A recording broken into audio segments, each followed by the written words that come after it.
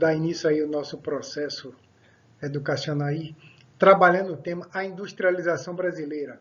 Vamos entender como esse processo mudou a realidade do nosso território brasileiro. Bom, nesse primeiro momento, eu gostaria que vocês observassem o livro de vocês aí, na página 80 e 81. Esse gráfico aí representa muito bem o desenvolvimento da industrialização aqui no Brasil. Antes disso, é muito importante a gente saber que o processo industrial no mundo começou lá no século XVIII e o Brasil, até o início do século XX, ele não tinha nenhum processo quase de industrialização. Esse processo industrial no Brasil vai acontecer, vai surgir, vai começar no início do século XX, ou seja, no século passado. Nós estamos vivendo hoje o século XXI e no século passado o Brasil começou esse processo industrial. E é interessante a gente observar no nosso livro aqui que esse processo industrial se deu no início do século XX. Se você for observar esse gráfico aqui, você vai ver um desempenho de aumento, diminui um pouco aqui na década de 30 e ascende aqui. Ou seja, esse processo industrial no Brasil aumenta até a década de 80. E depois da década de 80, ele vai decair um pouco, chegando no ano 2000, um pouco decadente. Mas é muito interessante a gente observar. Bom, esse gráfico está bem desenhado aí no livro de vocês. Nós temos dois processos aí. E nós temos esses dados aqui, que tem muito bem aqui o significado, e esse outro significado desses dados aqui, que nós vamos estar indicado aqui em números. Esses números indicam o aumento e a diminuição do processo industrial no Brasil. Façam uma boa leitura aí no livro de vocês, que não é difícil não. Vamos entender esse processo de concentração da industrialização brasileira. Quando começa a industrialização aqui no Brasil, existe uma concentração na região sudeste, mais precisamente nas regiões metropolitanas de São Paulo e do Rio de Janeiro. Em São Paulo, ficou muito evidente na região do ABCD, que são as cidades de Santo André, São Bernardo do Campo, São Caetano e Diadema. Depois dessa concentração em São Paulo, houve uma desconcentração. E essa desconcentração ela é entendida da seguinte forma. A partir da década de 50, intensificou-se a implantação de indústria ao longo de 4 principais eixos rodoviários em São Paulo. Esses quatro eixos rodoviários são a Rodovia Presidente Dutra, Rodovia Presidente Castelo Branco, Sistema Anchieta de Imigrantes e Sistema Bandeirantes Anhanguera Washington Luiz. Esses 4 eixos rodoviários fizeram com que houvesse a expansão da indústria no estado de São Paulo e desconcentrasse da região ali metropolitana de São Paulo, indo para outras regiões dessas indústrias. Essa desconcentração proporcionou a instalação de indústria nesses eixos rodoviários e mostra a desconcentração industrial em relação à região metropolitana de São Paulo, ou seja, esses eixos rodoviários fizeram com que as indústrias saíssem dessa região metropolitana de São Paulo e fossem se instalar mais em outras regiões e outros estados do Brasil. E aí formou uma nova distribuição industrial no nosso país, com o declínio da atividade industrial de São Paulo e região sudeste, e vem crescendo num ritmo mais lento do que os outros estados da região do Brasil. As principais causas dessa desconcentração dessas indústrias em São Paulo se deram por conta de política industrial do governo militar, do período de 64 a 85, diversas políticas de industrialização, que realizou investimento em infraestrutura, criação de polos industriais, exploração de minérios, fabricação de portos, petroquímicas. Então, várias indústrias automobilísticas fizeram com que essas expansões acontecessem em diversas regiões do Brasil com essas indústrias brasileiras.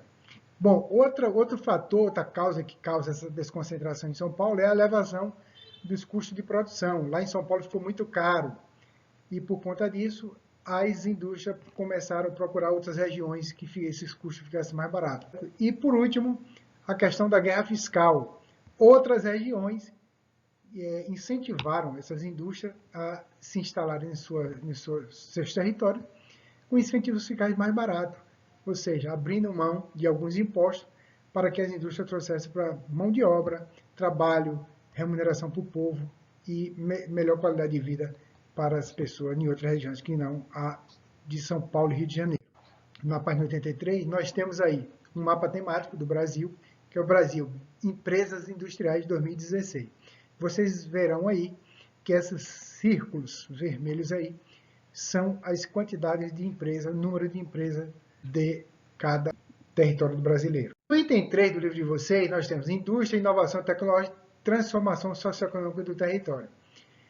Bom, nós vamos entender aí que essa terceira revolução industrial, que é a revolução técnico-científico-informacional, que a tecnologia agregado à indústria e proporciona grandes avanços, e principalmente com a informática, computadores e internet, as telecomunicações, com satélites artificiais, a robótica, proporcionando o uso de robôs na produção para aumentar a produção, a biotecnologia, né, organismos vivos modificados, substâncias e produtos, e a química fina, que faz a elaboração de substâncias de alto grau de pureza.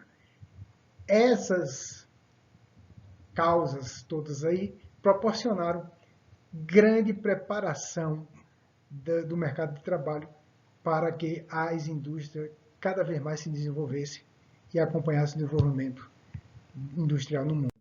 Por fim, aí nós vamos ter aí a economia de conhecimento, que é o conhecimento sobre as técnicas, saber fazer, é a qualificação dos indivíduos para ir para o mercado de trabalho preparado.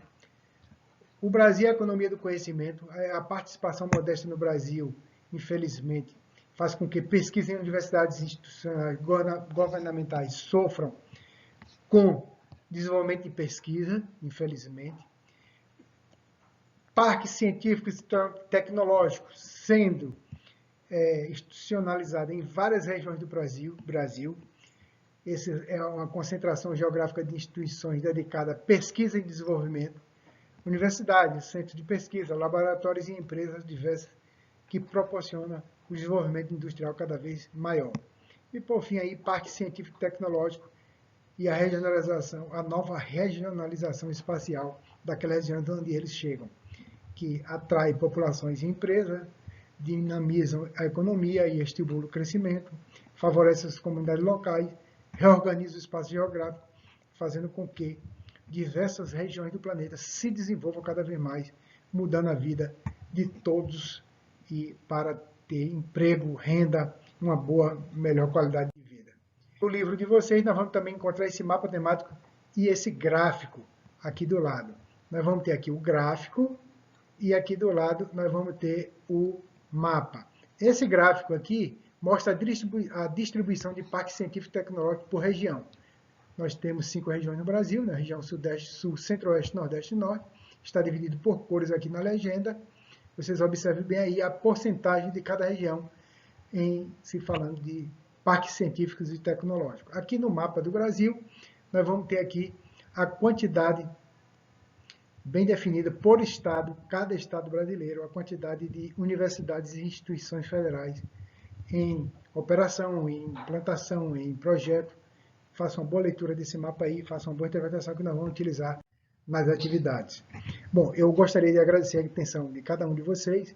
Eu utilizei aqui o livro do 7º ano de Geografia, Expedições Geográficas. Muito obrigado, boas atividades aí para cada um de vocês. Escola Monsanto, aqui em Esplanada, Bahia, professor Paulo Carlos, trabalhando na área de Geografia. Um forte abraço a todos vocês.